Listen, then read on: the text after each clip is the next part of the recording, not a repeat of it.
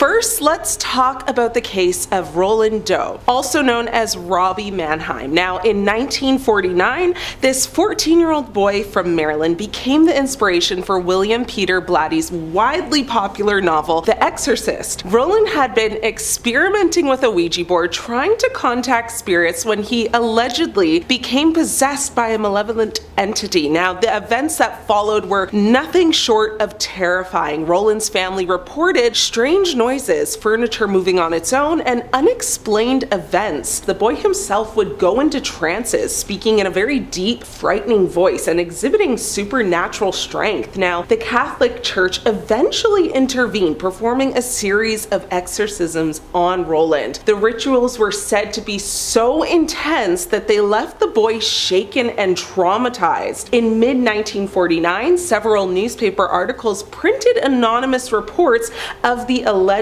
possession and exorcism. The source for these reports is thought to be the family's former pastor, Luther Miles Schultz, and according to one account, a total of 48 people witnessed this exorcism. According to author Thomas B. Allen, Father Walter was one of the last surviving eyewitnesses of the events and participated in the exorcism. Allen wrote that a diary kept by attending priest Father Raymond J. Bishop detailed the exorcism performed on Roland Doe. Now, speaking in 2013, Allen emphasized that definitive proof that the boy known only as Robbie was possessed by malevolent spirits is unattainable. Now, according to Allen, Halloran also expressed his skepticism about potential paranormal events before his death. When asked in an interview to make a statement verifying that the boy had actually been demonically possessed, Halloran responded saying, "No, I can't go on record. I never made an absolute statement about the things because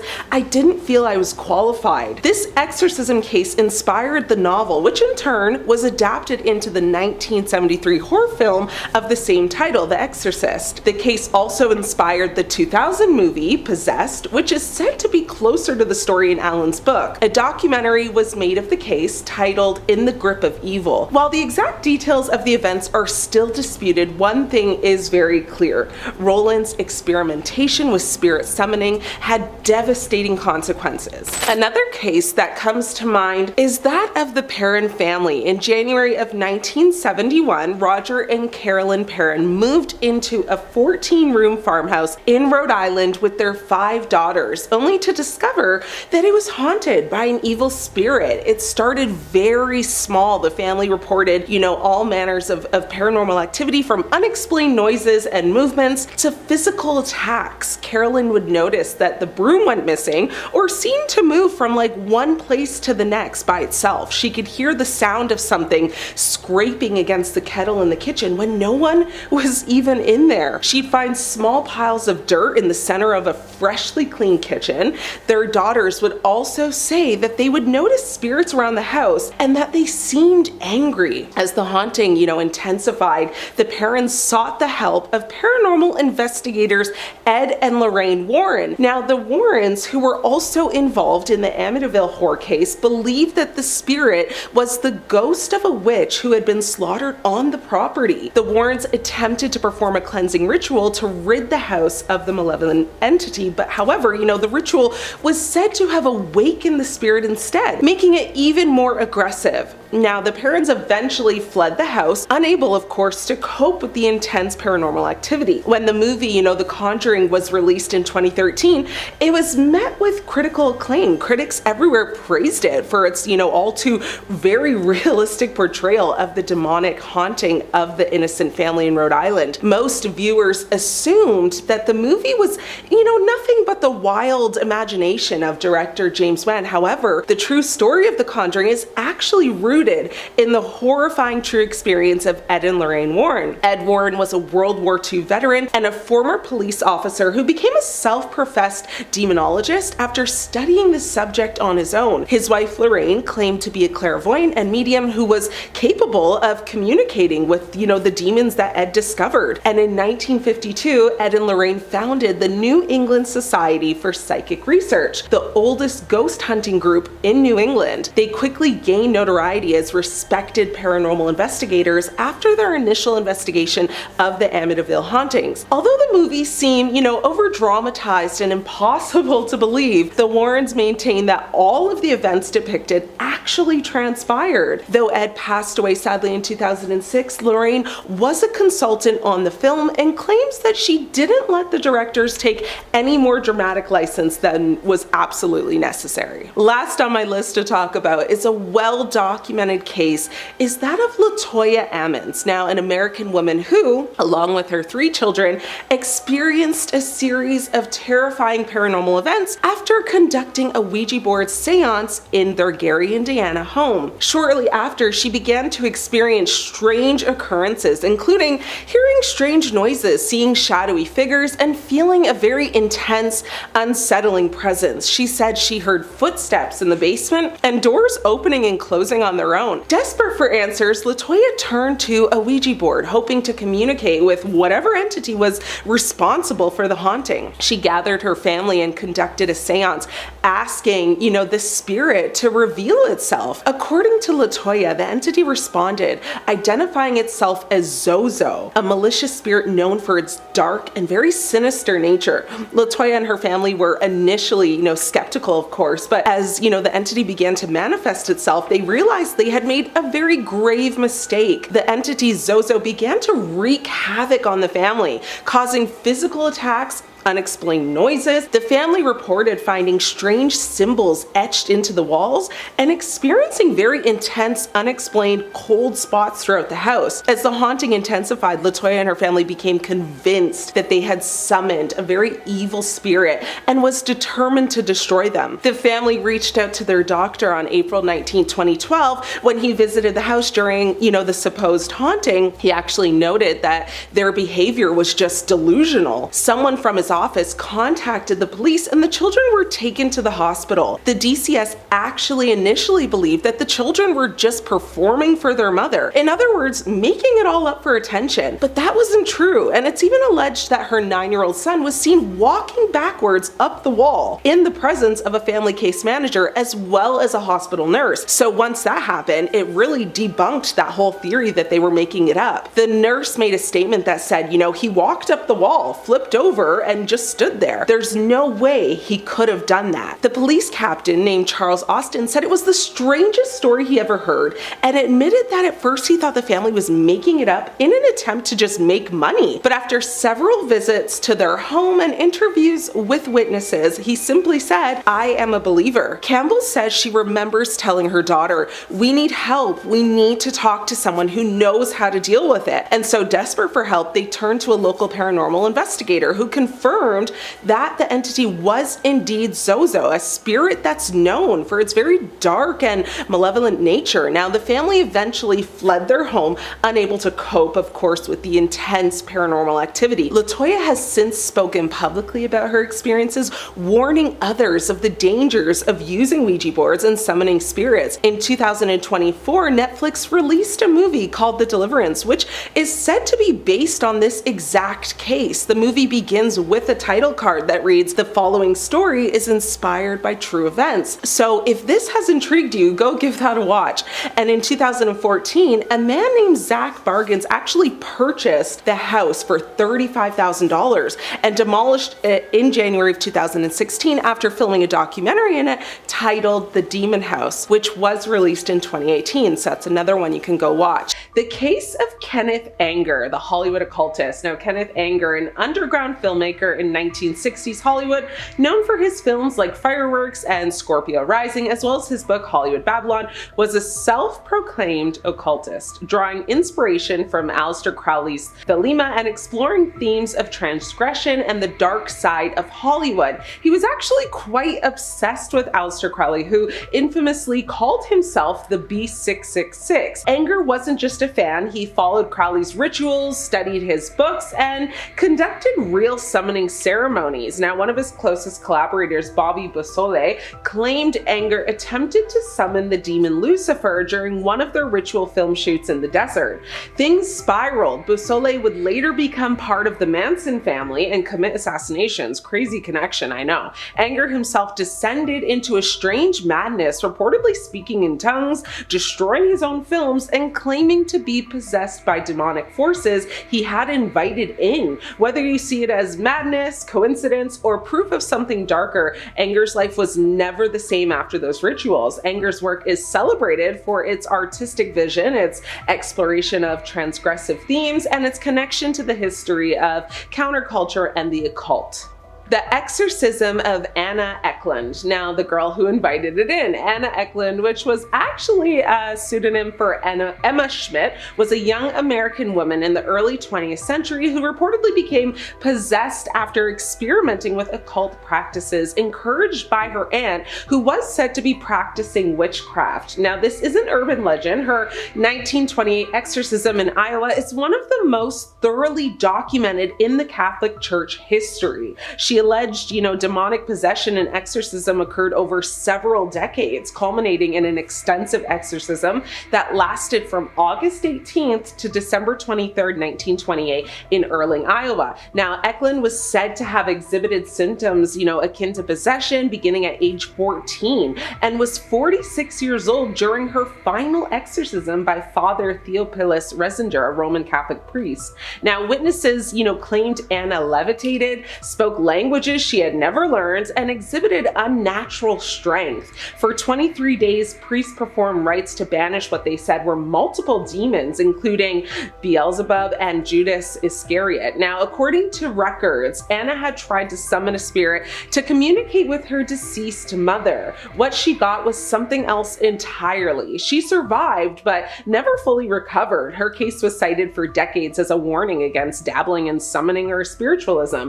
Now, Ecklund's case is considered by theology and paranormal scholars to be one of the most abundantly documented cases of possession in the 20th century, including a profile in a 1936 issue of Time magazine. The Charlie Challenge. In 2015, a viral game called the Charlie Challenge swept the internet. Teenagers everywhere were placing pencils on paper and calling on Charlie, a supposed Mexican demon or spirit. Now, this game / internet urban legend of sudden and inexplicable popularity surged to the top of the global social media charts after kicking around on the Spanish language internet for much of eternity. Now, as of me even saying this right now, hashtag Charlie Challenge has been tweeted more than 1.6 million times. More people are Googling Charlie than virtually any other news event. Now, while it's hard to pin down an exact country of origin, Charlie has a long history as a schoolyard game in the Spanish-speaking world. Traditionally, this version with the cross pencils was called the Juego de la Lapicera, a term that still turns up lots of creepy stuff on Google, and Charlie was a distinct game played with colored pencils. At some point in their internet and playground travels, the two games seem to have merged. In either case, both have always had a demonic or supernatural connotations. One site calls Lapicera the poor man's Ouija board. Now, most teens trying Charlie laughed it off as just harmless fun until one incident in the Dominican Republic. A group of students performed the challenge at school. One girl began screaming uncontrollably, claiming she couldn't move her body. Several others fainted or started vomiting. Paramedics were called. Local authorities, declared a temporary school shutdown, saying the children were suffering from mass, hysteria. But priests were brought in as well. A few of the children were never the same after that. Some refused to sleep indoors, claiming something was watching them. One even attempted to take their own life weeks later, saying, "Charlie won't let me go." It was easy to dismiss at first, but the deeper you dig, the more similar reports you find across Latin America during that period. The Demon of Loftus. Now, this is the visitor that never left. The history of Loftus Hall, a large mansion house that's located along the Hook Peninsula, goes back through the centuries. You know, the original hall was built in 1350 by the Redmond family during the time of the Black Death. Now, it was known as Redmond Hall until the 1650s when it was given to English planters, the Loftus family, and from then on was known as Loftus Hall. Now, Loftus Hall is rumored to be, you know, Ireland's most haunted house. The large country house is built on the site where the original Redmond Hall was once located. People believe that the hall was visited by the devil himself, but his presence is not the only one that wanders the halls of this impressive building. You know, in the 18th century in Ireland's Loftus Hall, a noble family received a very mysterious visitor. A storm, you know, brought a well-dressed man to their door. He was polite, very handsome, charming, but one night while playing cards, Lady Anne dropped one of her cards on the floor, and when she looked under the table, she saw the man's feet were not human, but hooves. She screamed, of course. You know, he vanished in a flash of fire and smoke. Now, the family believed he was a demon she had accidentally summoned during private, you know, seances that she held out of grief for her passed on lover. Now, Lady Anne was never the same. She became violent, was locked in a room, and she actually passed away in isolation. Now, visitors still say her ghost and the energy of that entity remains. Now, Loftus Hall is considered one of the most haunted places in Europe. You know, the building which stands today was heavily renovated between 1872 and 1879 in preparation for a visit from Her Majesty Queen Victoria. The visit, though, never happened, and the Loftus family were left with huge debt following the major work carried out on the building. The last of the surviving Loftus family passed away back in 1890, and the bankrupt estate was actually put up for sale. In 2011, the house was sold to its current owners, the Quigley family. Now, the family have secured the structure and are, you know, regenerating the walled gardens, the courtyard, and house to ensure the future of the Loftus Halls for the next generations. The Diary of Jake McKinnon, a Reddit ritual that went terribly wrong. In 2018, a Reddit user under the handle MCK_Jake posted a series of updates in the r-no sleep community about a summoning ritual he claimed to be trying. It started off as fiction, or so it seemed. He said he was following a grimoire, you know, that he bought on the dark web, trying to summon a demon named Perron. The first few posts were funny, but then the tone shifted. He claimed the lights in his apartment would flicker, objects would move on their own, and he just couldn't sleep. In one video, you could see a shadowy figure pass behind him. Now, the final post said, "I messed up. I didn't bind it. I didn't follow the rules. I don't know how to send it back." Jake McKinnon's account went dark after that. A user tried to track him down through IP logs and emails, only to find the address linked to a police report about a man that was found passed away in his apartment surrounded by occult symbols. His face was said to be frozen in a look of terror. Now, to this day, some people claim the entity that he named Perron has shown up, you know, in other rituals since. Many people debated his story and claims, though, because according to Etruscan mythology, Perron is a goddess, not a demon. She's the goddess of love, beauty, and fertility, often associated with the Greek goddess Aphrodite. She is frequently depicted as a young winged girl, embodying the grace and allure that, you know, the Etruscans kind of revered. Now, whatever the case is, the story is creepy and concerning, and to this day, no one can seem to get a hold of Jake and know about his whereabouts, you know. First up, we have Incubus. This dark demon is said to take on the appearance of a male human who tries to impregnate unsuspecting women while they are asleep. Now, the goal of Incubus is to use his unsuspecting victims to birth demons and witches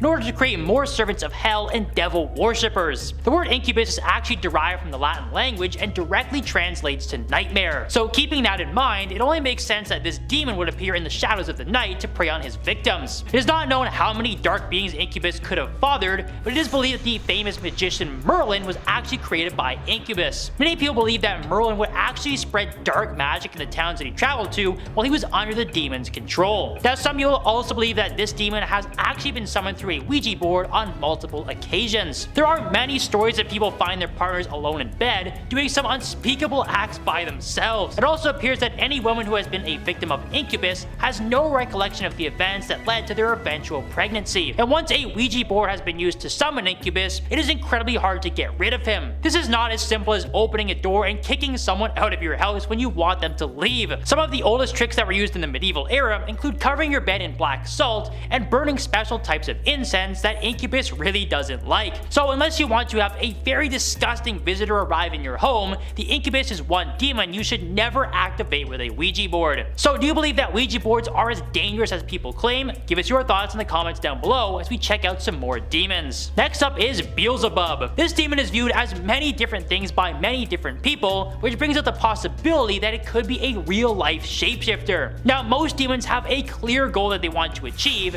and they have various ways of manipulating their victims in order to obtain what they want. Beelzebub loosely translates to Lord of the Flies, which has led many to believe that this demon could very well take on the appearance of a small insect. However, other stories have described Beelzebub as a large demon that actually commands a huge army of insect-like creatures. It is said that Beelzebub uses its many servants to cause destruction and wreak havoc on Earth through violent attacks. These servants are generally regarded as scum and excrement that are lurking in the deepest depths of the underworld. Some religious figures even believe that these servants are damned souls who are forced to carry out their Lord's dirty work for the rest of eternity. The Catholic Church especially fears Beelzebub, as he is even mentioned in the Bible. The scribes in Mark 3:22 have actually accused Jesus Christ himself of working directly with Beelzebub. Some believe that the Lord of the Flies was banishing evil spirits away from Earth on Jesus' orders so he could gain even more servants. Now, anything that commands an army of evil spirits and has the ability to shapeshift should not be taken lightly. Summoning Beelzebub with a Ouija board can enrage the demon and cause it to take over your day-to-day life. There have been reports of Beelzebub appearing in homes as a large dark mass that is most active at night.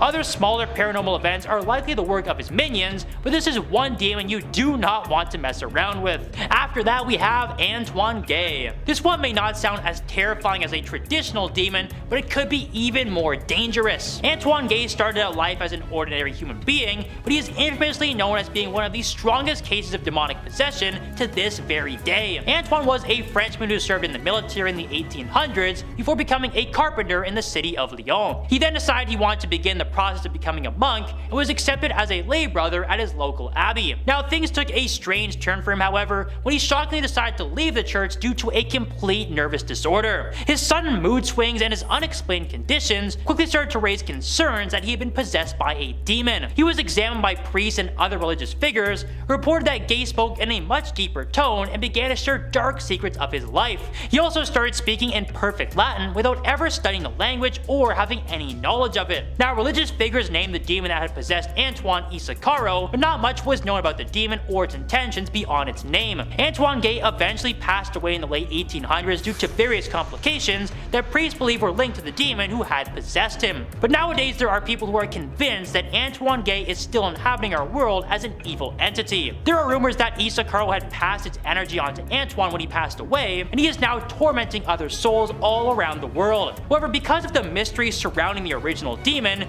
no one is really sure how to stop it. Ouija boards are likely the easiest way to summon it, but there is no reason why anyone should even attempt to do that. Next on our list is Baphomet. This demon is another direct servant of Satan who was mentioned in texts as far back as the 11th century. He is described as a large winged beast with a goat head and a human-like body. Many paintings also show the words dissolve and coagulate tattooed on the demon's arms. Now, this seems a little strange at first until you realize the main purpose of this demonic figure. Many believe that Satan had originally summoned Baphomet to destroy religion from the inside out. He would manipulate humans on Earth to carry out some evil deeds and spread the word that religion was very bad for the soul. Of course, Baphomet needed a large following of loyal servants who would help him in his quest, and he didn't have a tough time finding them. The infamous Knights Templar that existed between the 12th and 14th centuries were apparently the main followers and direct servants of Baphomet. They would supposedly carry out all sorts of anti-Catholic rituals and actions, which included spitting on the cross. While the Knights were technically a military order that was supposedly fighting alongside the Catholic Church,